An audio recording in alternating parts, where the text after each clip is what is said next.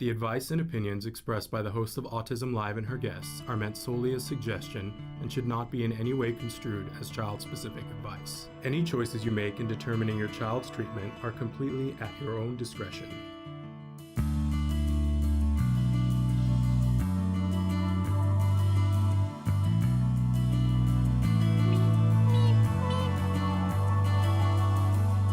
Good morning and welcome to this very special edition of Autism Live. We are preempting our regularly scheduled programming. We normally have Temple Grant on Tuesdays, but every once in a while we have to interrupt that when we have things that are important. And today we have something really important.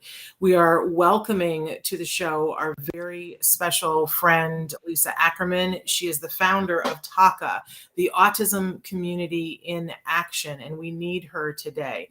Let me say good morning and welcome, Lisa, and I'm excited to have you here. But let me also just very quickly say that we are live right now on Facebook, YouTube, Twitter, and about a dozen other sites.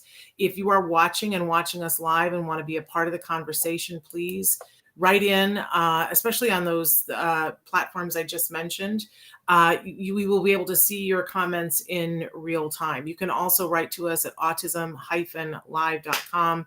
And for those of you who don't know, we are also live now on autismnetwork.com. So why are we here? Why is Lisa here? Because there is a new report that has come out from the CDC.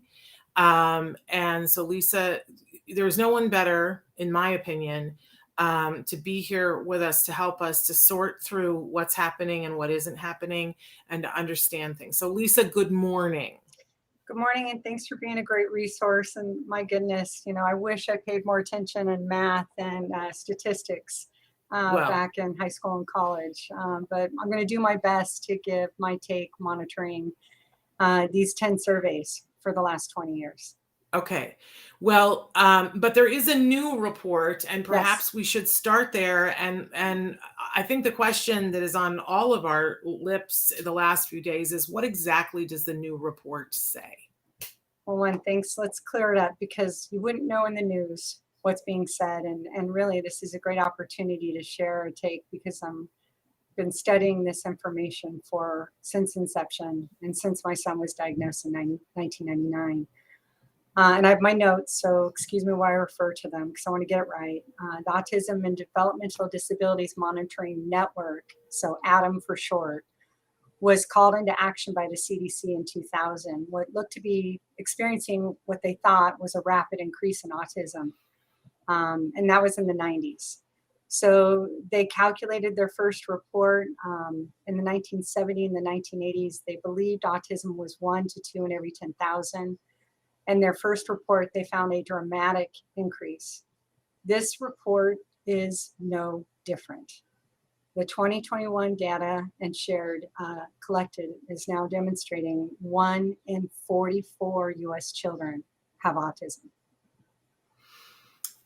I think it took everybody's breath away when it came out the other day. It feels like, though, as we filtered through, there's a lot to be unpacked. And I don't know where to start. So because I always say, let's ask brighter minds. And guess what?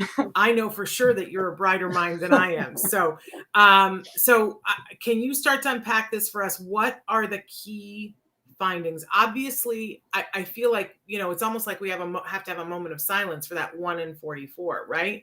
But can we dig deeper? What are the key findings here?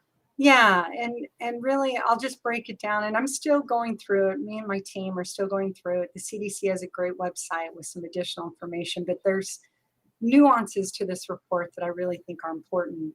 1, in the 10 surveys, 8 have had an increase. This increase of this report from the last one is 23% higher. And we've got a graph, right? Lisa, correct. is it time to show the graph? Yeah. And it's roughly a 241% increase since they started looking at the data. What is astounding, and it's not just because I'm from California, but in California, 4-year-olds is 1 in 24, 8-year-olds in the surveys, 1 in 26. Overall, 2.3% of 8-year-old children are diagnosed with autism. California is the highest prevalence in the 11 surveyed sites, surpassing the previous leading state, New Jersey. And overall, the prevalence rates are similar across race and ethnicity, with the following exceptions. American Indians and Alaskan Native children have a higher rate of autism prevalence over white children. And in the multi-survey sites, Hispanic children have a lower ASD prevalence rates over whites and Black children. But there are consistent findings. Boys are still 4 times more common diagnosed with autism than girls. And that chart is just astounding. So those are some of the key things, and we're unpacking a lot more data. To be honest, we had a family event. We've been doing a lot of things since this report, but our goal is to get this message out and unpack more additional highlights. So thank you. And I thank you. And it's almost like it's so much to take in, right? Yeah. That for me, it's like there's the emotional response, and then there's the intellectual response, and everything in between, right? And it gets complicated. I feel like part of the thing that's hard about this is that when we're looking at these numbers, we need to have an understanding of what the data is that's collected, what time periods, how is this information shared? So talk to us a little bit about all of that. Great. I have a chart that I'd like to share that makes this process of understanding complex data easier. And the chart is with regards to the autism prevalence, and it's looking, from 2000 to 2018, which is the survey year. So let's look at the first column on the left. That's the birth year for each survey. The survey year is when they started the survey, and the year reported was when the data came out. So I really want to take a pause for a moment. So they looked at 2010 birth year data, and the survey year was 2018, and it took 3 years to report it, the 1 in 44 living with autism. So there are many kids that are currently not counted. If you think about it, a lot of kids born after 2010 that aren't in this number. But it's a survey, and the survey only looks at 11 states at 8-year-olds and a separate methodology for 4-year-olds. The low in the survey was 1 in 60 in Missouri, and the high in the survey was 1 in 26. And this chart just gives us a better way of looking at the overall findings. Does that make sense? Well, I think it takes a minute. The first time that you explained this on the show, and I looked at it and I could see where my son came in, because look at the birth year, you guys. Mm-hmm. I think it's important to make it personal. What year did the person that you love on the spectrum, what year were they born? Are they on this chart? Are they represented on this chart? And then look at the year in which they surveyed those individuals, and then the year that it's reported. And I think then it becomes personal.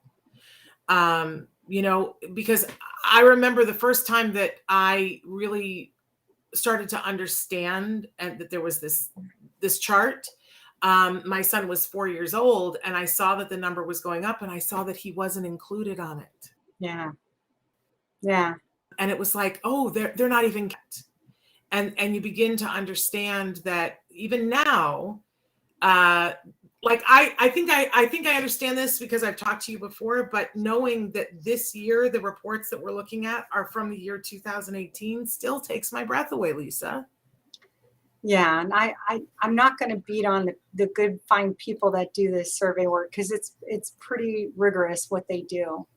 There's other things that I would like to see, and I would like priority and more financial support in every aspect of the world of autism. So I don't want to beat on the people, but I don't want to beat on them either. I think it takes how long it takes, but I think the reality that we're like, 1 in 44 or yes, 1 in 26. But the reality is, if your kid isn't even being counted yet, that in a couple of years, this number might be even worse. Yeah. Well, is what I think we all feel. It's definitely on that trend. And we know based on The current annual cost of autism is $223 billion per year.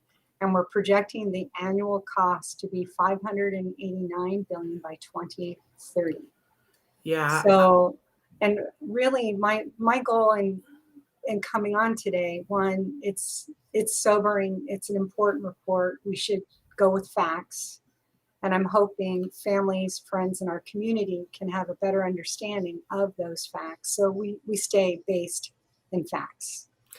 Absolutely. And thank you for reminding us to do that. And I think that this graphic that you've supplied us with, it's really because for those of us who love someone on the spectrum, this isn't the big thing for us, right? But sometimes when you're talking to family members who are saying, you know, why is this such a big deal?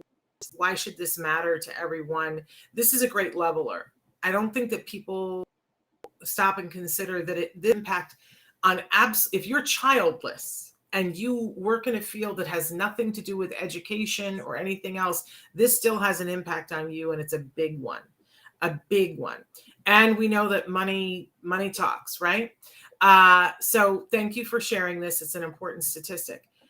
I want to talk with you a little bit, Lisa, about how this report is being covered in the media, and some of the things that media are saying, and what I want to get the facts, but also your opinion about what's happening, and what would you like to say? We're hearing a lot of, oh, well, it's just better awareness, and other things as well.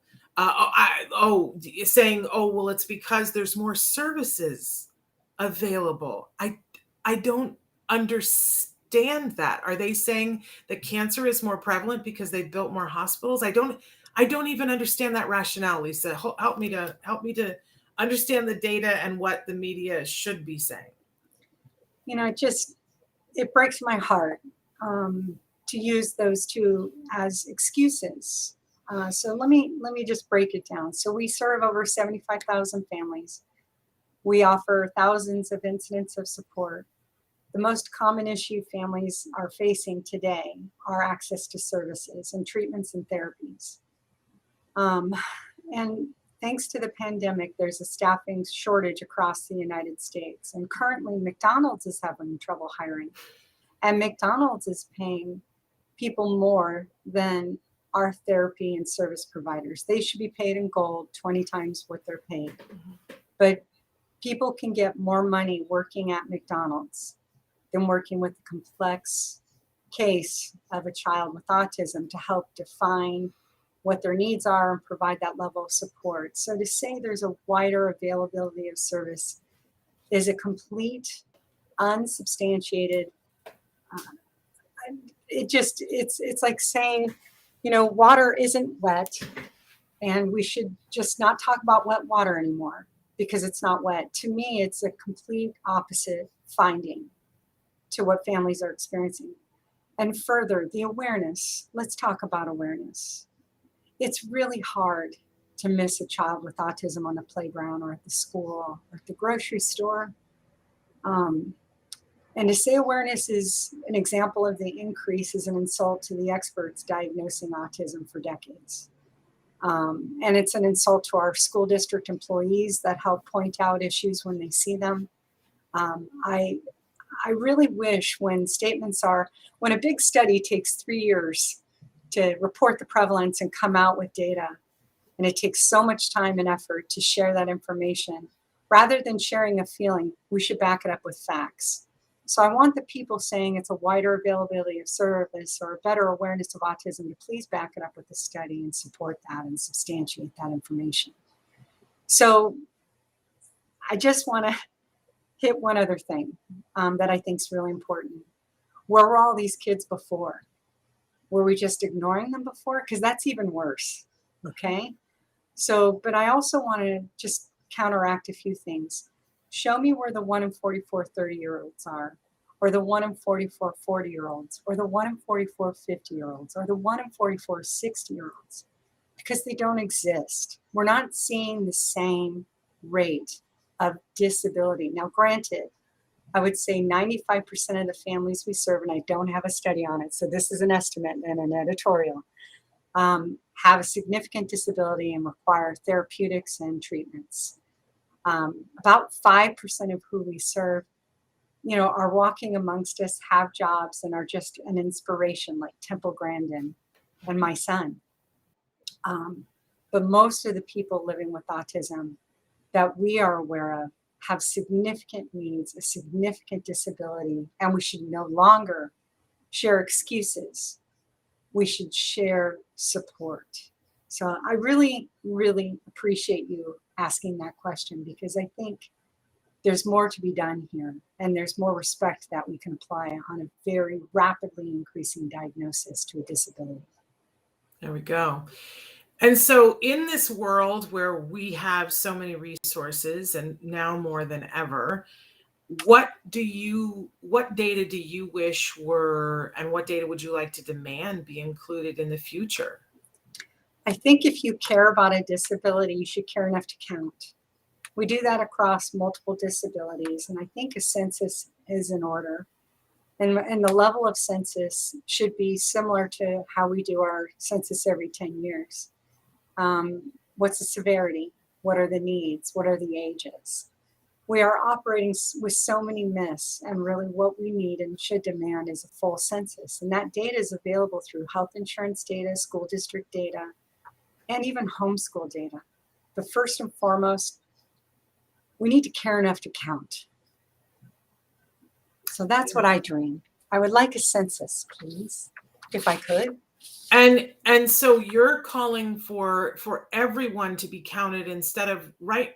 Because as you explained in the beginning, and as I try to understand, right now they're only looking at, is it 11 hot spots, and counting those 11 and saying, we think that this applies to everybody. But I noticed that one of the things that this is the first time in all of these years that they've counted California. And what did we find? That in California, it was the highest of all. What if there's a space that they're not looking where it's even higher? Have we even thought of that? Yeah. And, and again, I try to go with fact. I have a lot of feelings, and they involve 4-letter words, and I'm going to keep it clean today. And I'm not going to cry, and I'm not on our rant. account, I hope. Right. I'm just going to kind of keep it together, because there's more questions than answers. And the Mind Institute did a great study in 2009 that showed the state of California wasn't doing a better job counting. And it wasn't because of migration. It was simply because there were more children. I would love to see a follow-up study from the Mind Institute going, now over 10 years later. Are those findings the same? So that study was done in 2009, and a great one. I refer to it often. And we can make excuses, but I think we need to start making answers.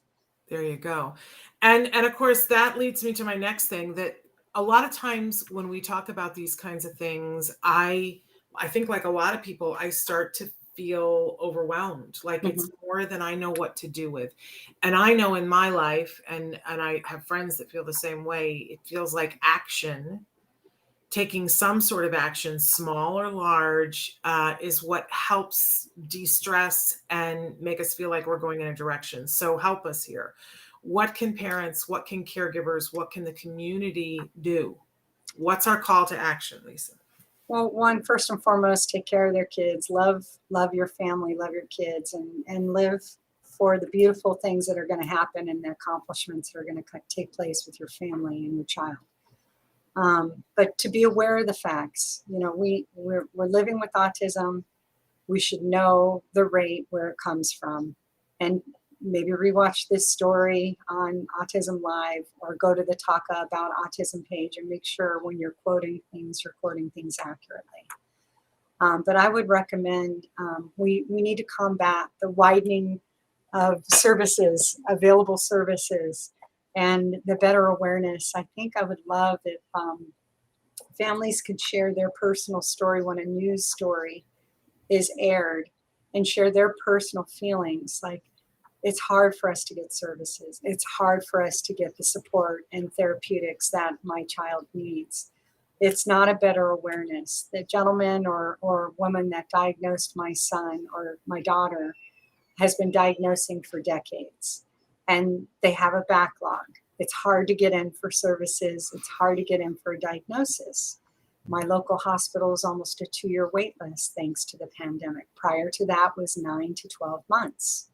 So I feel like families could do a great justice for getting their story out, letting their story be heard, and sharing what they're feeling. So if you hear your local news story, share its better awareness or better diagnostics. Write a letter to the editor, share something. And there's been Dr. Walter Zaharodny out of Rutgers University, who's my personal hero. He's been behind the CDC ATOM numbers since inception. If we can get him on the news and talking to, any U.S. news, Channel 7, Channel 9, you pick it, it would be great to feature the expert that's been counting these figures for decades. And he is an expert like no other, and definitely I bow down to him for his expertise. So I think whenever we see a mistruth, the best thing we can do is know what the truth is and do our best to share that truth and the facts behind the numbers. So if we could do that together as a community, we're doing better. Thank you. And please, if that doctor would like to come on here, there's always an open spot. I realize we are not Channel 7, but we always have an open spot here for him. Lisa, I would love it if you would take just a minute for anybody who is not familiar with what TACA is. I'm going to give you like 3 minutes here to do a full TACA commercial. Okay. Somebody is watching and they have is before. So we're families living with autism, helping families living with autism. For the folks that don't need our support and services and live with autism, God bless you. I'm glad you don't need our help and services, but for the families that do, navigating their autism journey, we do quite a few things. We provide meetings across the United States. We do them virtually and in person. We hold annual conferences that help provide the latest and greatest on therapies and medical treatments and science. We have a mentor program that's Match.com without the dating that connects you to a parent that can help you navigate your journey. We have events such as family events and outreach that we do. We provide webinars which allow people to do Q&A with the top resources in the community.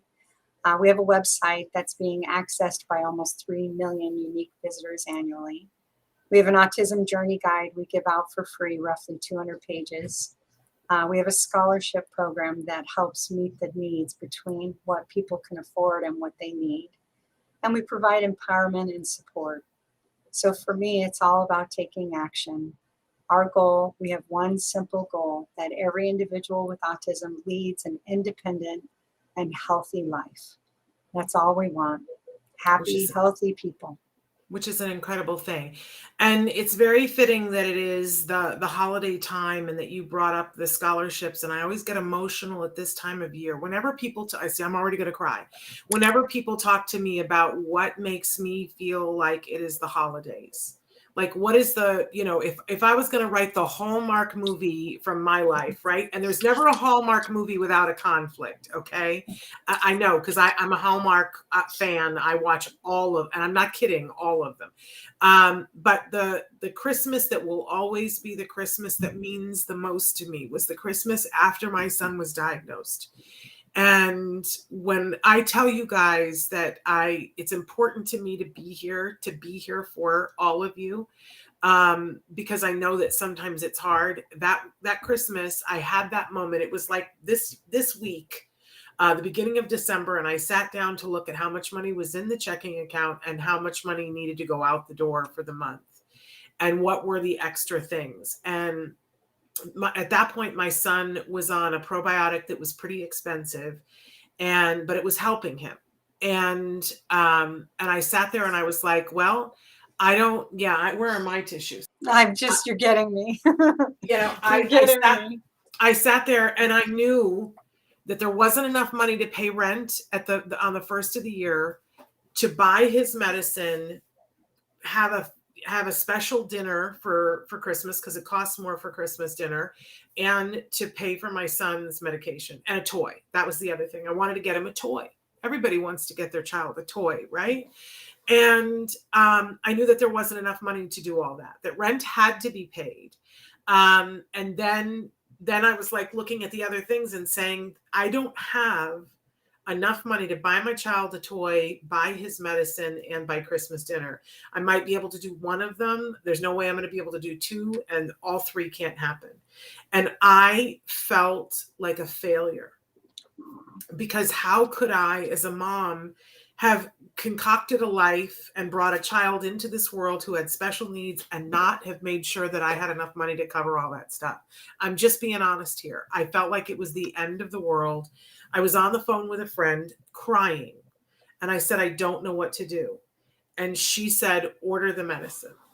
And I said, did you hear me? I don't know that we have enough money to do whatever. She said, order the medicine and it'll work out. And two things happened. As soon as I ordered the medicine, I got a thing in my email, like within 30 seconds, that was from TACA that said, do you need help this holiday season? And I am not one to ask for help, like many of you. It's just not in my nature, right? And I thought, like many of you write into me all the time, I felt like it was my responsibility, and that if I couldn't take care of it, I was a failure. But I read the letter from TACA that was from you, Lisa, and you were saying, don't be afraid to ask for help. And I asked for help, and the most amazing thing happened. A TACA family, and you guys paid 1 month, 2 months of his medication. And the family, they not only gave my son a gift, but they insisted on giving gifts to my husband and I. We had not had gifts for 2 Christmases because, you let that go. That wasn't even on the list, right? Yeah. And I begged them not to give us a gift, but it ended up being so meaningful, so meaningful. We just wept, and it truly felt like It's a Wonderful Life, where we were reminded of what was important. And I remember sitting there that Christmas and saying to my husband, we need to make sure that we pay this forward. Now, as soon as we could, we started doing a Sensitive Santa event that we're still doing, where we give away hundreds of toys every year. And it's because of the inspiration that you gave us, that there are people out there who need help and support. So, I can't thank you enough. Sometime I got to write that Hallmark movie. But it filled me with a sense of what I think the holidays, whichever holiday you celebrate, they're all about light. All of them have the same thing in common. They're all about light. And you brought a light into our world to show us that we weren't alone. I will always be indebted to you for that, Lisa. Always, always, always. What you guys do at TACA is absolutely amazing. And I'm so proud to know you. And people are writing in saying, woohoo, yes, TACA, promoting health for our kids, hearts and things. Light for our families. And that is what you have been, Lisa. You have been light for our families. You continue to do that. Even while you were taking care of your family. That's no small thing.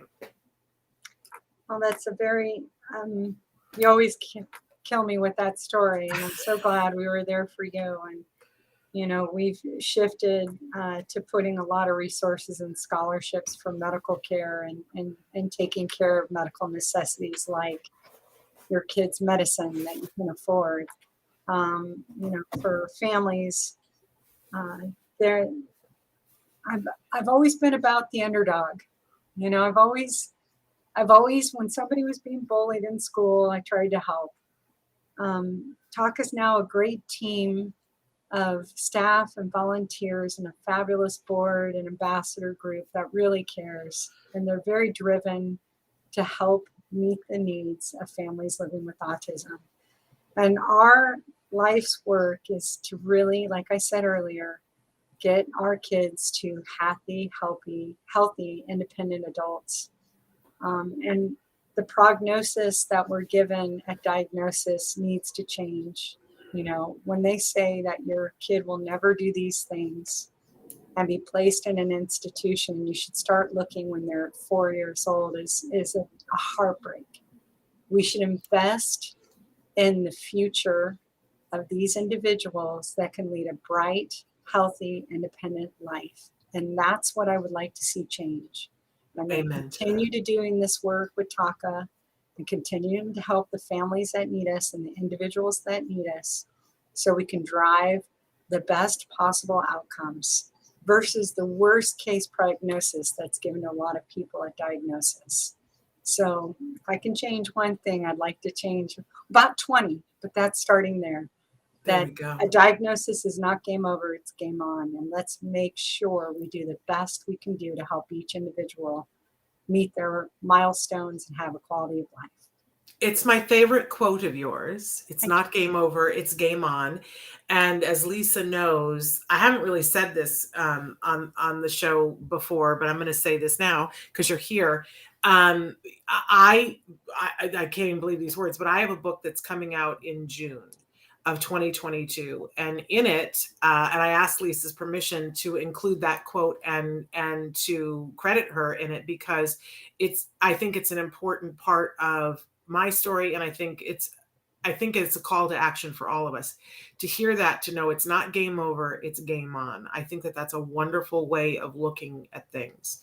I do want to address, because I think it's really important, that Damon, I need to acknowledge what you've said here. Damon has written in and said, we are autistics, not people with autism. And at least one person has written in, Emanuela has written in response to that and said that in her case, that, oh, I dropped my earbud. Sorry. Now I've dropped both of them. I'm never going to be able to hear you.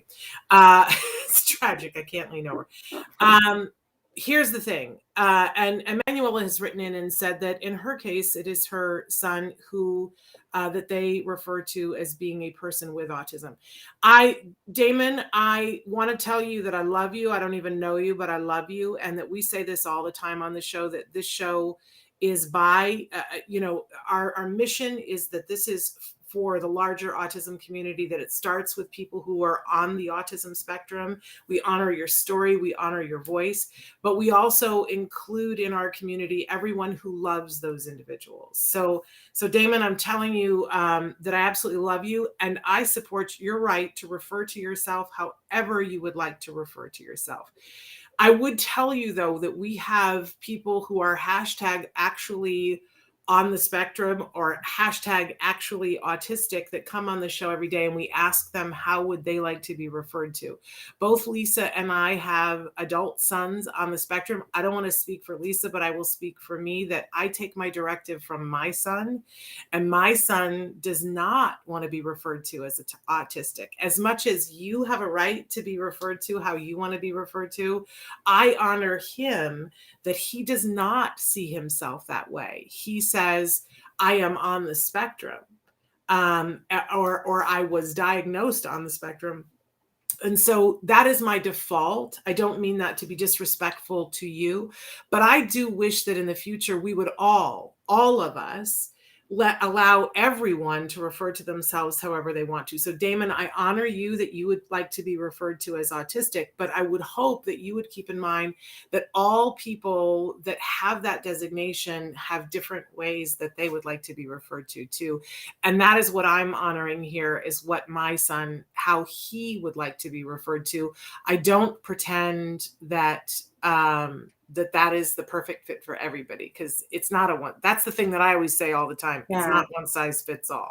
Well, once you meet one person with autism, you meet one person living with autism. And my son's the same way. He'd be preferred to be known as Jeff, not autistic. Yes. And that's what he's told me multiple times. So I think we're all working in our own paradigms, and we're all working to navigate to love and honor everyone. And, I respect everyone's journey. But quite frankly, if you don't need TACA, gosh, we're introducing over 700 new families to TACA every month, needing help and support. If you don't need us, God bless it. Thank you. You're but if you need us, we're gonna be here to support and serve. Amen to that. I love that Yadira says we respect all views. My daughter calls herself a person first, an artist, an author first, then refers to her reality as a person with autism and the good and challenges that come with it. Oh, Absolutely love that. Isn't that yeah, amazing? that's a great Uh, way to look at. That's a great one. Amen, Yadira. Carol, though, says it is game over if the adult with autism doesn't want to try. Do you have some words of wisdom for her while I pick up my earbud on the floor? Yeah, Go. please pick up your earbud. Yes. You know, Carol, if the adult doesn't want to try, then it may be time to seek help to help them set goals and what they want to do with their life and what they want to be and how they want to live their life. Mom and dad can't live forever. I've checked with God and he's not negotiating that with me or she. So I would just say, hey, look, if the individual with autism wants to lead an independent life, let's set a path and a goal and a list to get there. But you know, if a person's not willing to try, we need to give them a way to explore the opportunities and a way to explore and try. I don't know what state you live in, but you can contact TACA and our adult services coordinator. And we provide support services, education tools, and define different resources for people who are living with autism as adults and people who are caretakers to those individuals so they can get the support they need. Yeah. I'm a big fan of Dr. Doreen Grant-Pichet, Me and too. my favorite quote of hers is she says always, it has to be fair.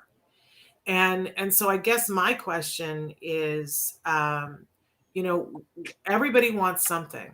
Everybody wants something. And what is it that your adult who doesn't want to try, what is it they do want? And that might be the ideal place to start. Now, I know because I have friends who say, well, my adult daughter, all she wants to do is sit on a stool and drink coffee. That is her ambition of what she would like to do. Well, there's times in the day, I don't drink coffee, but there are times of the day when I just want to sit on a stool and drink something that's warm too. It's not unreasonable. It's just a matter of broadening that desire to do other things. Would she like to do it in a coffee shop with friends?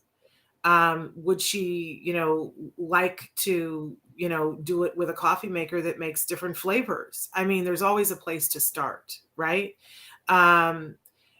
And so I hear you, Carol, that you're saying the adult is not interested and won't participate. And I'm sure that the awesome, parent that you are finding things that that come under the heading of things we would like them to be interested in. But my question is, what does he want to do? Does he just want to sleep? Does he just want to draw? We've talked before about, we preempted Temple Grandin Tuesday, but Temple Grandin says that it left to her own devices, what she really wanted to do was to sit on her bed and spin a metal plate. And that she would have done that for hours upon hours upon hours. And that she still says, oh, that's a good time. That is a good time for her. She says, take me to the beach and let me hold sand in my hands and let it fall between my fingers, that I can kill 3 days at the beach and not care about anything else. And I have things like that in my life. I'm sure, Lisa, I'm sure that there's something having to do with music, because I know you to be a big music fan. There's got to Oh be, my God. If I could go to a concert every night, I would right? do it. And I have a list of 50 artists I'd like to see, but the pandemic's stopping that from happening. So Yeah. I think it's finding their internal motivation and working with professionals that can help you. And TACA has resources to help you Amen to share that. what's available. And Vanessa asked, what's the meaning of TACA? We're the Autism Community in Action. And Mike Hippie asked a question, or Hipple, sorry, Hippie sounds cooler. And I just shared in the private chat the About Autism page. He asked the question of what's the percent of individuals or children living with autism that are nonverbal. The current stat we have is 40%. I'll have them post the About Autism page and you can go look at those statistics.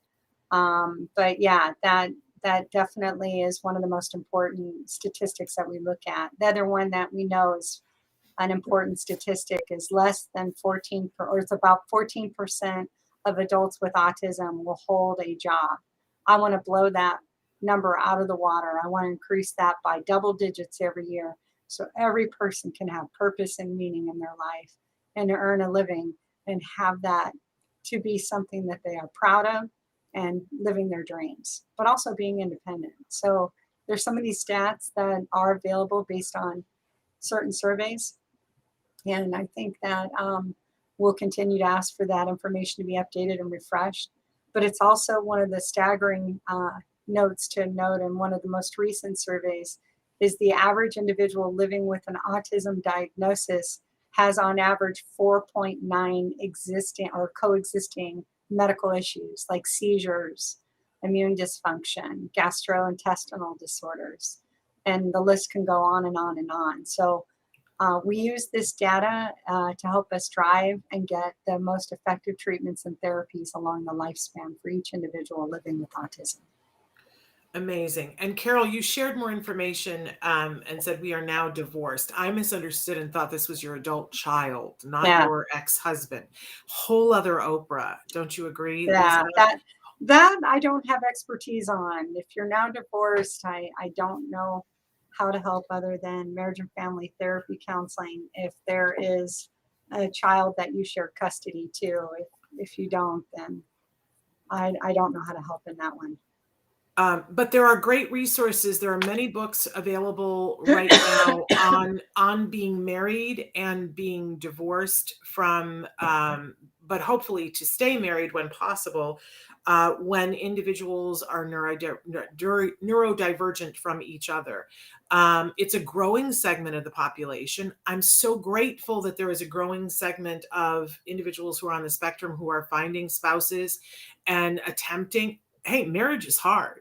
I'll be the first person to hold my hand up and say marriage is hard, and whatever the issues that you're having are very individual. But Carol, I'm sending you a hug, and if you want to write to me, Shannon at autism-live.com, and I can send you some resources of good books for spouses.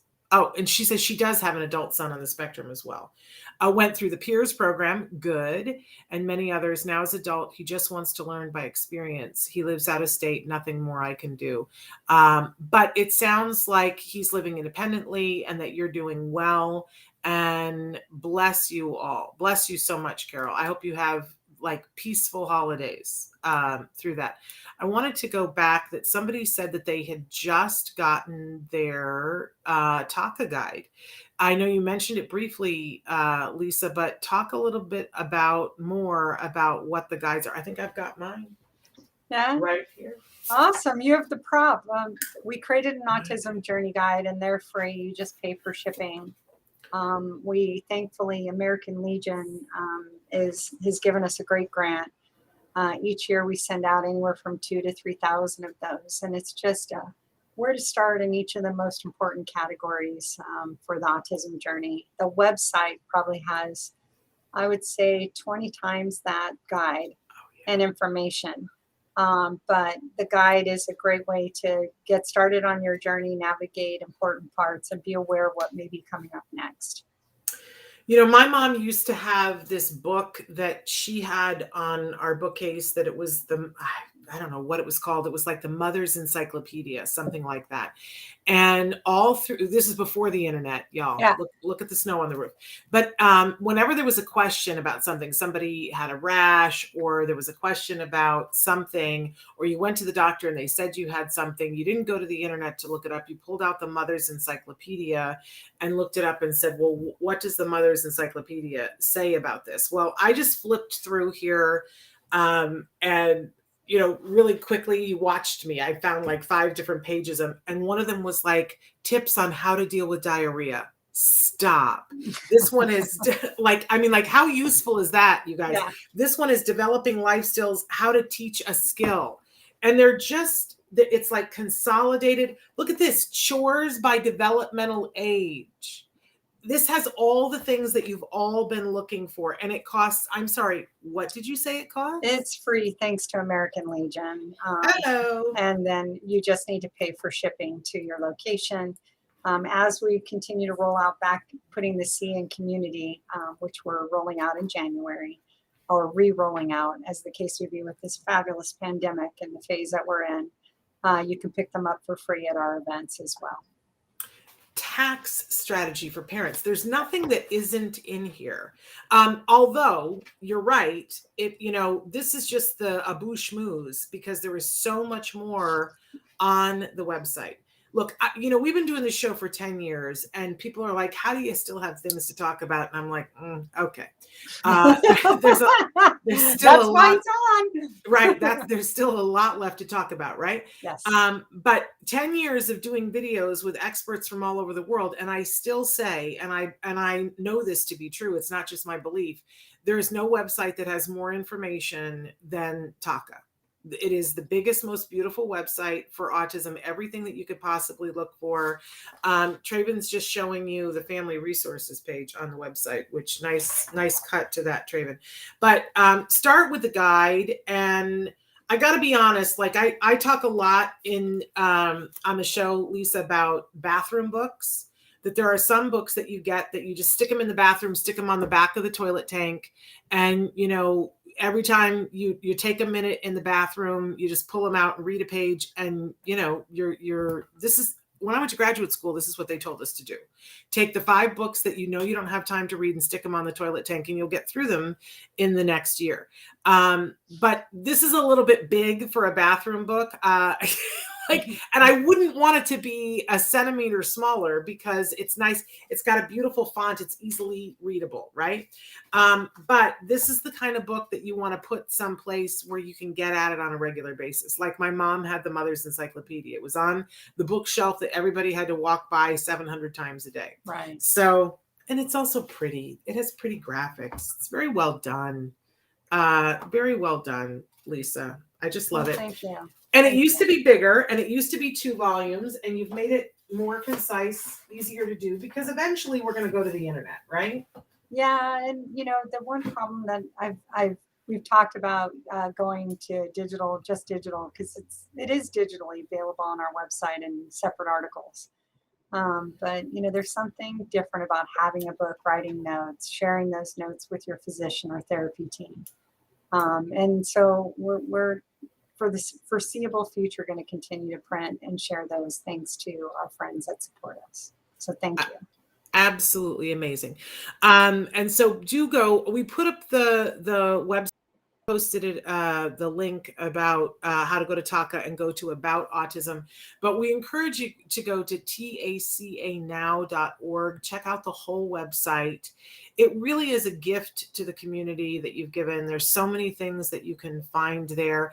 But I don't want to leave us, we're running low on time here, but I don't want us to leave without clarifying what the TACA mentors are, Lisa, because it's an amazing service. They're a volunteer group of amazing humans that volunteer their time to help another family. They pay it forward to help them navigate their autism journey and be the local Sherpa guide, like about speech pathologists, ABA therapists in companies, physicians, local places to go for kids that have sensory needs, etc.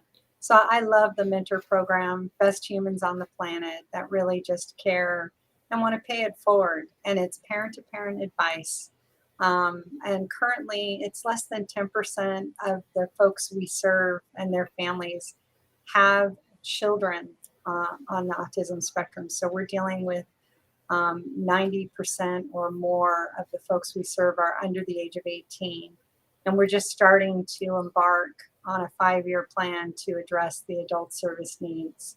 So we're going to be working to offer more of our services and support for the adults on the spectrum. But again, that's roughly 10% of who we serve currently. So mentoring is family to family at this time. Really wonderful. Liliana, thank you for writing into us. We love you back. And so thrilled to know that there are people like you being special education advocates. Riverside County thanks you. We thank you. I also want to say, Lisa, that we've had so many of our viewers write in. You were so generous with your last conference. and gave away so many free passes to go to your online conference. And those recordings that you did are still available to the end of the month, that people can still be watching those. And people have written in and said how amazing it was for them, how much they feel they learned, and how excited they were that they're not through all of the videos yet, but that they're learning as they go. You do these conferences usually twice a year. It's been troubling times. Is there a plan for the next conference yet, or is it too early to speak of? We're still working on that right now, dotting our I's and crossing our T's for the 2022 Parent Education Plan, which we hope will include 2 parent conferences. We're hoping for a combination of in-person and virtual, but we're working on how we do that with the resources we have. And of course, this little thing called COVID. Yeah, this little thing, which keeps back around. Amanda says, I am so appreciative to have been able to attend. It was amazing. I'm so glad. And I know people pretty much on a daily basis, we get somebody writing in and saying thank you to us for, having you on, and so that you could give away free tickets. And we're reminding everybody that if you purchased a ticket back in October, you still have the ability to be watching those videos. Now, if they didn't purchase a ticket, is there a way to buy in to watch the videos now, Lisa?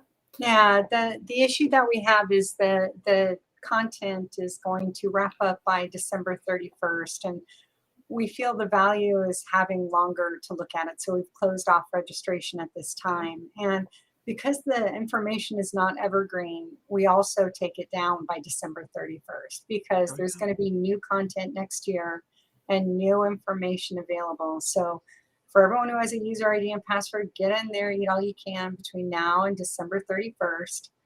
But just know that we work really hard at acquiring new speakers, new content, and updates, because it is rapidly changing. Each week, there are 50 to 100 published studies coming out on autism therapies and treatments each week. So we don't want that data to go bad, and we want to keep it updated and fresh. And there'll always be new things covered at our conference and parent education efforts. Amazing, amazing, amazing. Are we allowed to ask, because I know I want to be sensitive, but are we allowed to ask how your son is doing? Of course you're allowed. Are you kidding? I want to wear a Jeff for President t-shirt. He's doing phenomenal. He's in the last year of his senior year. He'll be graduating in May at his from his first choice university with a humanities psychology major. And I couldn't be prouder of him. Couldn't be prouder.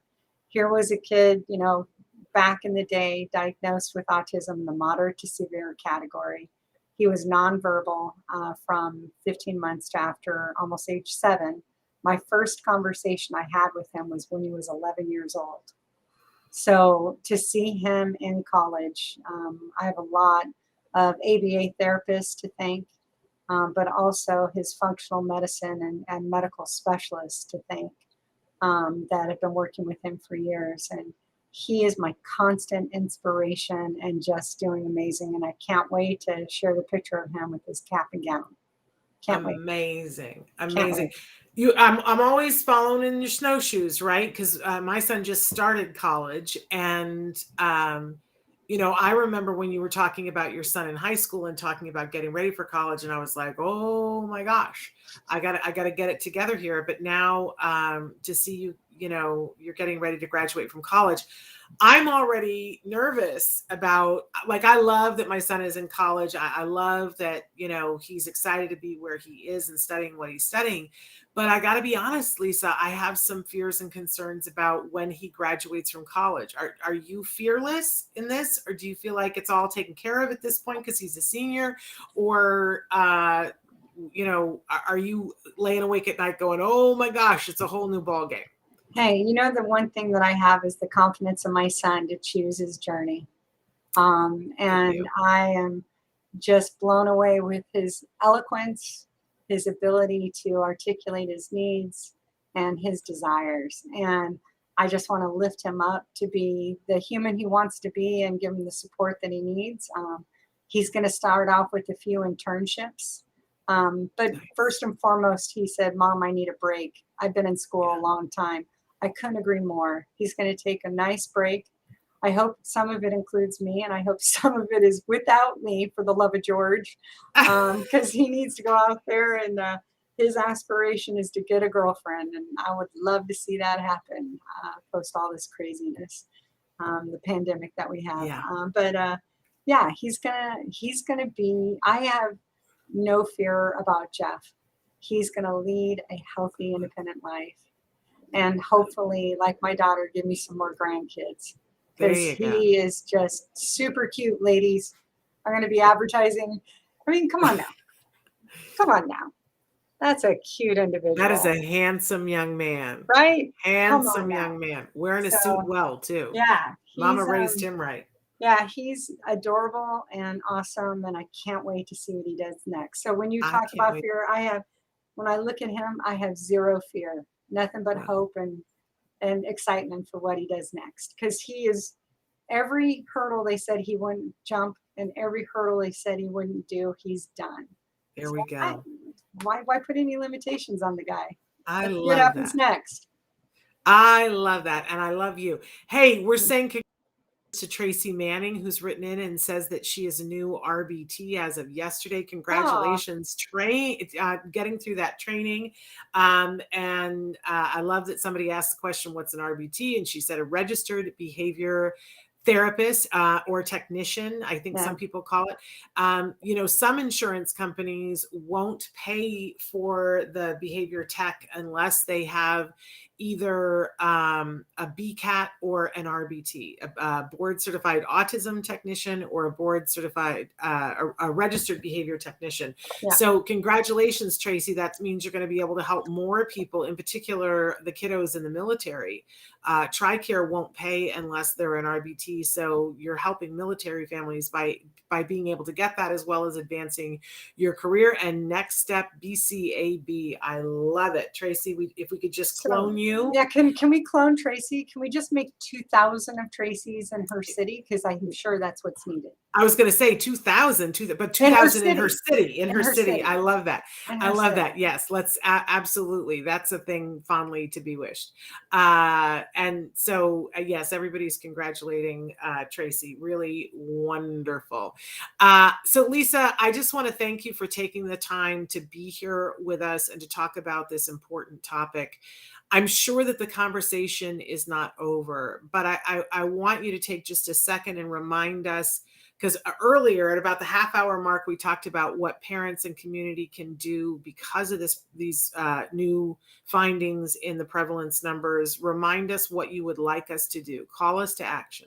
Yeah, the call to action is local news will report on it or not. Let's get them reporting the facts and about the more awareness and widening of services, which are feelings, not fact. We need to share what the reality is in your home and in your family, and make sure that we're dealing with facts. And we have an About Autism page that has all the prevalence and the different issues that our families are facing. And each of those things have a clickable, linkable study. And I think we need to deal with the facts. We need people to stop responding and stop making excuses, and let's take action to help families. So I think it's extremely important that we go to the About Autism page, make sure we're aware of the facts, write letters to the editor, or make calls or get interviews with people that are going to make a big difference to help share what is real and not the feelings of somebody that's not understanding what the issues are. So, and if we can get Dr. Walter Zaharodny from Rutgers University, the principal CDC investigator for the ADAM data, that would be even better. So, but I just want to lead with every individual with autism deserves a rich, healthy, independent life. I want that for every individual. And when we are looking and staring down 1 in 44 US children having autism, 1 in 26 in California, excuses need to go away. Actions need to start happening. Amen to that. Lisa Ackerman, the voice of reason here. We're so grateful for your time. I'm losing earbuds as I speak. My ears are just too big. But thrilled that we had this time to be with you. And if I don't get a chance to talk to you, Lisa, thank you, thank you, thank you. Please have the happiest of holiday. You always make my holidays, and let's hope for a happy new year for everyone. Yeah, But thank you. love to you and your family, and to everybody over at TACA. I reposted the page that she was talking about. And thank you all for being here to be a part of this conversation and being part of the tribe with us. We're going to be back tomorrow with Dr. Doreen Grampiche live answering your questions. You can be sending those in right now, and we'll continue on with the toy guide a little bit while we're talking with her. She's going to be talking with us about some of our therapist picks tomorrow. You can find the toy guide right now on autism-live.com at the top, the toy guide, or on autismnetwork.com. Click on the toy guide on the top and be looking at some of our recommendations. It's all free to you, just a service that we provide to recommend those toys. But we are giving away a bunch of those toys on the 19th of December, and I'll give you more information about that tomorrow, our Festival of Toys. But in the meantime, please go to TACA Now, TACA now.org, and check out the beautiful legacy, the work of this wonderful organization and of this fabulous woman that we had today. Lisa, thank you so much. Thank you to all of you. We'll be back tomorrow. Until then, give your kiddos a hug from me and one for you too. Bye-bye for now. Thank you. Thank you.